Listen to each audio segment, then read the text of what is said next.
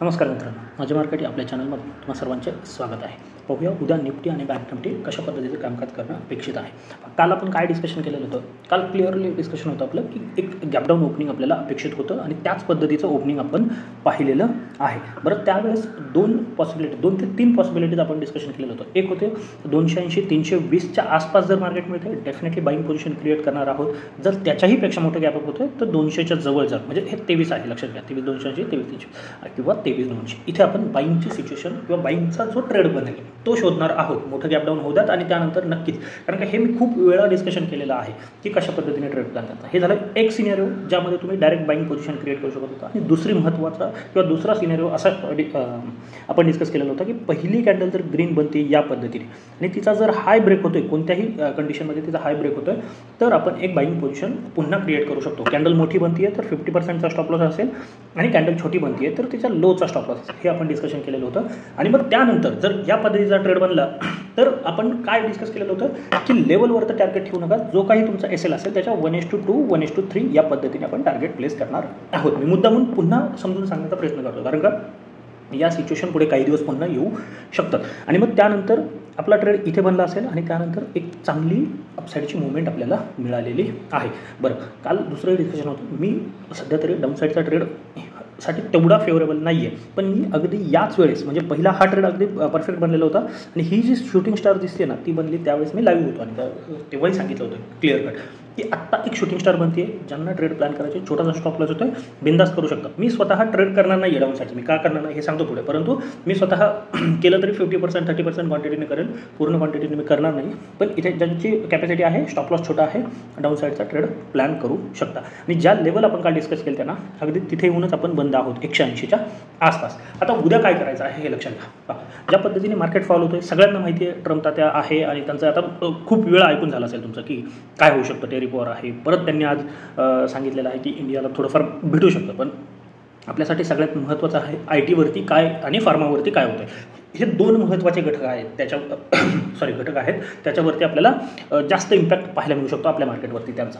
तर आता काय होऊ शकतं, तर आता बरेचसे जे कंट्रीज आहेत ना त्यांचे ग्रुप बनायला सुरुवात झाली. म्हणजे युरोपियन युनियन असेल किंवा कॅनडा असेल यांचा एक ग्रुप आहे. परत आशियन कंट्रीज ज्या आहेत, म्हणजे चायना असेल, साऊथ कोरिया असेल, जपान असेल, यांचा एक गट तयार होऊ पाहतोय किंवा बाकीचेही त्यामध्ये इंडियालाही घेण्याचा प्रयत्न होतोय.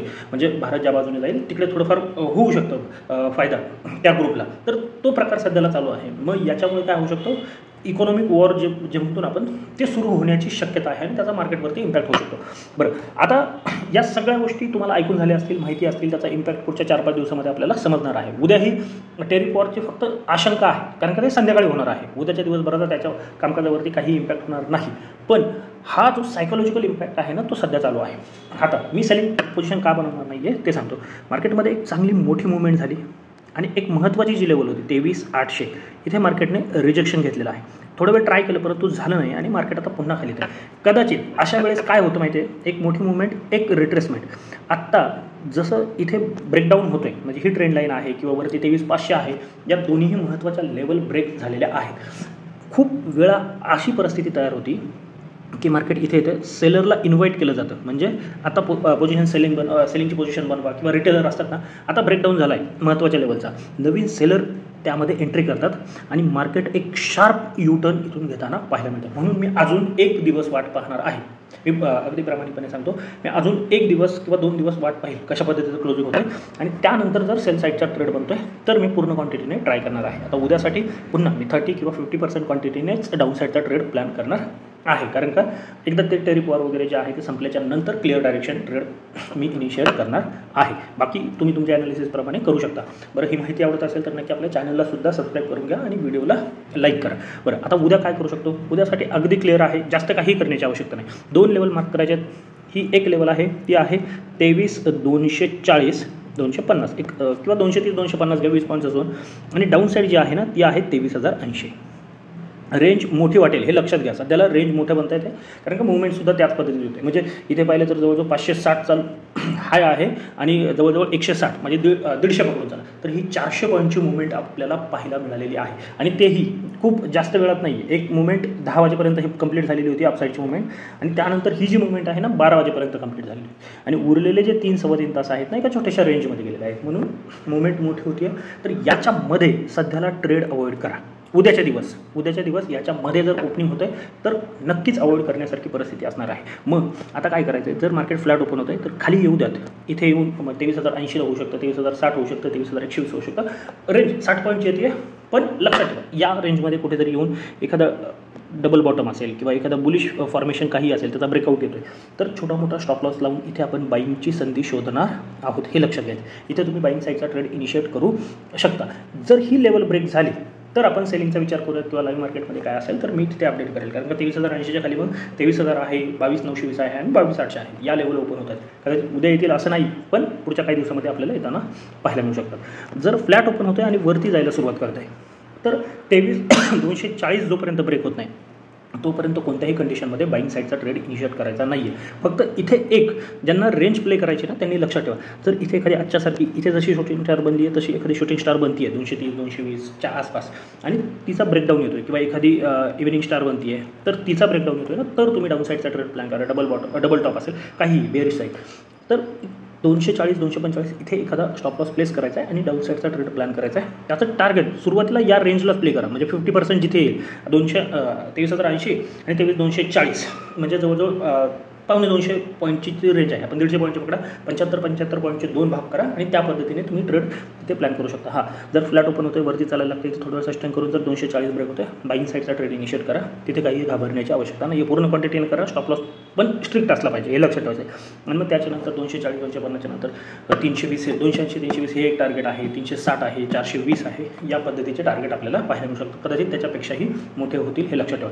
आता गॅपअप गॅपडाऊन जर याच्या वरती झालं किंवा याच्या खाली झालं म्हणजे इकडे जर गॅपडाऊन इथे झालं आणि गॅपअप याच्यावरती झालं तर मार्केट नवीन ब्रेकआउट किंवा नवीन ब्रेकडाऊन बनवतो आहे तरच ट्रेड इनिशिएट करायचा आहे.